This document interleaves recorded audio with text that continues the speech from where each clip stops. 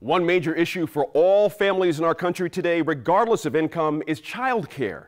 If you haven't put a child in daycare in recent years, you may be surprised at how expensive it can be. Now, here in New Mexico, the Children, Youth and Families Department provides childcare assistance to single parents, but some advocacy organizations and parents are speaking up and saying that accessing those benefits is harder than it should be. Single parents are required to apply for child support before childcare assistance, but some single moms don't want to contact their child's father due to past abuse. There is an exemption for a woman who was abused by her husband or boyfriend, but are those rules being followed? Megan Kermick, host of Public Square here on New Mexico PBS, sat down with local community members to learn more. I'm joined today by Raquel Roybal and Cecilia Maldonado, parents and members of Olay Working Families Association, and Tara Carey, also with Olay. And also we have Eileen Marchant. She is the Chief Operating Officer of TLC Development Centers. Thank you all for joining us today. And the State Children, Youth and Families Department, or CYFD, administers a program that provides financial assistance to families who need early education or daycare for their children so they can continue to work. Now, before the recession, as we all know, parents who made 200% of federal poverty guidelines could access this program, but it was cut during the state budget crunches several years ago and then later rose back up to 150%. So starting in 2012, another requirement was put in place that parents applying for assistance also were required to apply for child support from a non-custodial parent. We did invite CYFD to join us today in this conversation. They declined to be with us, but I wanted to start with you, Raquel. What happened when you tried to access child care assistance from CYFD? Well, my kids had been with CYFD for a long time and were able to benefit from the early childhood programs until this was implemented. This is the requirement that you seek child support. Okay. Yeah, once this was implemented, it changed things. It just made things a little bit harder. My ex-husband is in another state serving time. Okay. So he's in prison. Right, he's in a federal prison. There's no way that we would get child support or anything. So I found it really odd that they were trying to force me to do this, even though I had already explained to them the situation and that there was no way that I could. I don't even know where he's at. And probably not making enough to offer you child support. Right. So what did they say when you told them? They said I needed to show some type of proof. That he's in prison? Mm-hmm. Okay. I'm not talking to him. It was a domestic violence situation. And we haven't talked in a very long time. So I wasn't going to go there. I wasn't going to continue trying to fight with them over it every time I went in to get assistance. So what did you do? Are you getting assistance? Mm-mm. You didn't, so you just decided not to? Yeah, I'm not getting any assistance at all. So what are you doing with your child who is, how old is he? 6. I have a 6-year-old and an 11-year-old. Okay. That would qualify for it, but my dad takes care of them. Okay. Is that, you have a caring relative, which is great, you can care for them, but is that what you want? Well, I would prefer my, younger child to be in a setting where he's able to have social skills and play with other peers and learn different building blocks and things like that, but my dad does the best he can with educational stuff. Could you pay for it out of pocket? No. How much would it cost? I'm a full-time student right now. I'm getting my BSN and I'm working part-time as well. There's no way. Okay. Cecilia, you sought child care assistance as well. What happened? When I went to reapply for daycare assistance for my newborn, there was a new regulation where we had to file for child support. I did not know what to do because there was a history of domestic violence where I wasn't sure if my son was going to be okay, my son was going to be safe, but yet I needed to file for your child support because I needed a daycare assistance. They told you you had to do that to get in order for me to be able to qualify for it. Did you tell the caseworker that you were fearful No, I did not. Okay, so they didn't know you had a domestic violence No. history? Okay. No, and they didn't actually take the time to ask if there was a reason, because of course I hesitated. I stopped and thought about what was I going to do. They didn't take the time to actually maybe ask what's wrong or explain a little bit that if there is a case of domestic violence, there could be some sort of exemption. And they didn't take the time. So I actually had to file for child support. I am a full custodial parent of my son, where his father doesn't get any sort of rights because of previous circumstances. And it went really good in that way. But if I had to share my son, had to share the time, I would be scared. I don't know if my son would be taken care of. If he did certain things to me, what makes me think it can't happen? What makes me think he's not going to do it to my son as well? So is he now paying child support? No. Okay. No, because of certain reasons, him being on Social Security disability, Okay. the state feels like he doesn't make enough to support my son. So did you end up getting the child care assistance that you Yes, needed? I did. Okay. After all that? After all this and having to file for child support, which, like I said, it made me feel really uncomfortable. I didn't know if we were going to be safe. Mm-hmm. I was trying to keep my distances and seeing the best for my son. We did ask CYFD to join us in this conversation. They declined to send a representative. They did send us an email outlining the regulations about applying for child support when seeking child care assistance. So the policy states the refusal to apply for support may be granted in cases such as possible physical or emotional harm to the child or guardian. Tara, Olay works directly with working parents. What are you hearing from them about this issue? Oftentimes parents like Cecilia don't know that that exemption is available. CYFD is not making that information available to parents. Caseworkers aren't letting them know that there are exemptions at all. Even parents who have disclosed a history of domestic abuse are still being told by caseworkers that they need to apply. The good cause exemption or good cause paperwork is just not being given to parents. And we've had multiple parents that we worked with that have had to choose one of the two routes that Raquel and Cecilia have. You know, some choose to apply anyway and are in fear of the other parent, and some choose to pull their kids out of early learning programs because they can't afford it and the risk is not worth it.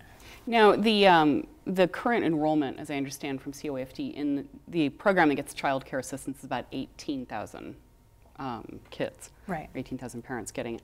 So that's down from where it was. That's about 8,000 fewer than it was 5 years ago. Do you have any indication that this might be one of the reasons? We do. We've spoken to hundreds of parents over the last couple of years, and there are several that have chosen not to continue with the application when they were told they needed to apply for child support. And there are others that have given up after trying to jump through multiple hoops in proving their case. Okay. Eileen, you run about 10 child care centers here, correct? in New Mexico? I'm the chief operating officer, and there's 8 centers under the blanket of TLC Development Centers. Okay. Are you hearing stories like this? I hear stories like that from several parents. I think the main concern that some of my parents have is that when they do get awarded child support, that is considered an income for them, even though they're not receiving the child support. Oh, so a CYFD says, okay, you were awarded child support, so It's it must court-ordered. be coming through. Exactly. And that's not necessarily true. And it's not often the case that they're actually receiving the child care assistance, the support. So then they're not getting child support or child care assistance. Correct. Do they then leave your centers? There's some instances where we'll leave the children there while they work it out. Okay. And there's been instances where they've been able to work it out, and then there's been some where they haven't. And so then we end up subsidizing that family. You subsidize them. What kind of impact does that have on your financial bottom line? Well, it's pretty severe at times, it can be, but you can't sometimes look at the bottom line when there's children involved. So when they're sorting out X, Y, and Z, we're providing the A, B, and C's. So it's like, it can be difficult. But You have 8 centers, but a lot of child care companies or nonprofit organizations like yours have 1 center, and maybe 2. They couldn't give the parents that option to leave the children in the care while they're working out their problems with this child support issue. What about a situation where it takes a few weeks to work this out, and then they're given their contract, which is what happens. You get a contract for child care assistance. Correct. Do they then back pay, give you those Yes. 2 weeks? I mean, do they pay for you subsidize them, let's say, for 2 or 3 weeks? Right, and then like in the next time that the warrant comes out for the subsidy for the center, then that back pay will be on there. Oh, it will. Okay. Yes. You have to carry that for a while. Yes. Okay. Tara, I apologize. Tara, OLE has about 5,000 members around the state, and your staff members and your parent members have been meeting with Yes. CYFD about this issue. So what are you hearing from them? We have met with some bureau chiefs in CYFD. We've actually met with the secretary of the department. And when we meet with them, with our parents, they want to address the individual problems of the parents and are refusing to acknowledge that there is a statewide issue, that this is happening to parents across the state. Parents aren't being told their rights. They're not being given the proper paperwork for exemptions, and they're being made to jump through unnecessary hoops. So they say they're willing to work with us, but have yet to address the larger issue. We actually have even met with interim legislative committees with CYFD at the same time back last August, and nothing has been done since then. So, Eileen, what's the impact then if people can't get child care assistance? She has a good, loving relative she trusts to leave her children with. People don't always have that option, so what's the impact on the children and the families? I've actually seen families where their older siblings, the 10 and 11-year-olds, are in charge of the children after school. And in a couple instances, the 10 or 11-year-olds, there might be 2 in the family, one of them will stay home from school and they'll kind of switch off and try to work it that way so that they're actually parenting their younger siblings. And that is a very difficult choice for a parent to have to make to put food on the table, but it's, it's happening everywhere. You said you could not afford if you had to pay out of pocket. Cecilia, could you afford to pay? No, I wouldn't be able to afford paying the full price. And what is the full price, can I ask? I know this varies. It's usually $145 for full-time for an infant and about $120 for full-time for a child that's already potty trained. A week? Correct. Okay, that's significant. It is. Okay. Tara, we do have limited funds in the state, and there's a lot of needs. A report by the 2013 report by the Legislative Finance Committee found that money spent on child care assistance by the state hasn't necessarily boosted third grade reading or math scores. Is it reasonable to argue we should put the money towards other early childhood efforts and not in child care assistance, even though the need is great? Yeah, so that study didn't follow necessarily children that were in quality programs, and there has been big changes in the last 5 years to what is happening in childcare. Eileen can talk about that in her centers. There is a much bigger focus on education. Teachers have many more requirements. But even with that issue aside, children need a safe place to be, and families need to know that their children are being cared for in order for them to be able to work. So it's also letting the parents work. It's helping the children, but it's making it possible for you all to be able to work. What would happen if you didn't have this option? You'd have to stay home? Yeah, most likely I would have to stay home, seek for someone else. But of course it would be really pricey. Mm-hmm. Even if I go with an outside person, a friend, a relative, it would be at a high cost, which most likely I wouldn't be able to afford. Okay. And that would, of course, leave my children behind. in their learning, education, it's going to put them all behind. So I don't know, I'm not sure exactly why are we not giving the children the education that they deserve? Mm-hmm. Why are we holding back on the funds that we have available? So we do have about $21 million in federal funds we haven't spent to address this issue. When Secretary Jacobson was here in April, she said the department, CYFD, does have a plan to use those funds. They haven't returned them. Have you, in your discussions with CYFD, heard any more details about that? We haven't. We have met with CYFD a few times in the last few months, and we have not.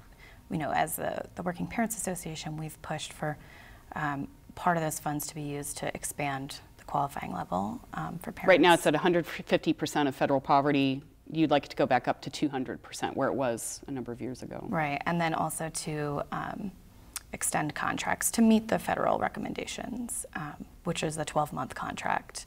Right now, the most you can get in New Mexico is 6 months, but many of our parents are being given 2-month, 2-week contracts and having to repeatedly go back, reapply, take time off work every couple of weeks, every couple of months. That's disruptive to parents. I'm sure that's disruptive to centers and to business owners running them. Yes. Yes. What if we boosted it to 200%, but it's not sustainable and we run out of money again?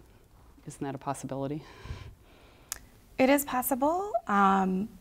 There have, as you said, been other funds that haven't been spent. You know, we have 4 months remaining on this federal grant, and there's still $21 million that haven't been spent. 2 years ago, $6.5 million were returned to the state budget.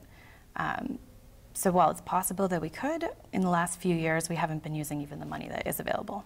So as we end our discussion here, can I ask you, Cecilia and Raquel, what would it mean to you to know that you have long-term child care assistance in place in terms of your children and your ability to plan your future and your work life? I think it would be, to me, it would mean future, right? Future for my kids. They would have the ability and the benefit to enter into kindergarten and be able to know what they're needing to know right away. When children aren't able to get into a quality educational program, it sets them up for failure. And they're behind, whereas some of the children that would be in their class are already ahead. So it sets them up for their future. And if they want to talk, you know, 3rd grade reading levels, early childhood education is where it starts, bottom line. Without having a foundation that is strong, consistent, and stable for young children, it's very hard. And when you're making contracts every 2 weeks, like while I was in school, and I did have one, I would have to go in. They wanted me, if my class was at 11:30 and I got out at 12:30 and I had a break for 2 hours, they wanted me to go pick up my child for an hour and then drop my child back off, which is a lot of running around, and there is no way that I would be able to do all of that. And it also disrupts the child. And having to take the child out and put the child back in, it's disruptive to the other children, to the teachers, it disrupts their day, it just makes things harder. So for something like this to be passed, for them to give the funding that is needed, it would mean a better future for my child. Okay, Cecilia? Yes, like Raquel explained, it would mean a better future for our children, my child. It would mean that I wouldn't have to be taking off from work. I wouldn't have to be... To go get your contract renewed. Yeah, to go get my contract renewed every 2-3 months. Where if we have it for 6 months, it also sets a more stable place for our children, because sometimes if they don't give you the contract, you have to have your child at home or with someone else for a week if you can't afford it. So our children would be, my son would be more stable. He would have all the consistency with people that he's familiar with, the workers. And like Raquel also explained, that from 0 to 5 is when your son is going to take up everything. So earlyhood education is going to be where he's going to catch the most, meaning I have a higher possibility for my son to be successful, enter college, get a degree, in what he wants to, what career he would want to be in. Okay. Well, thank you all for coming and talking with us about this.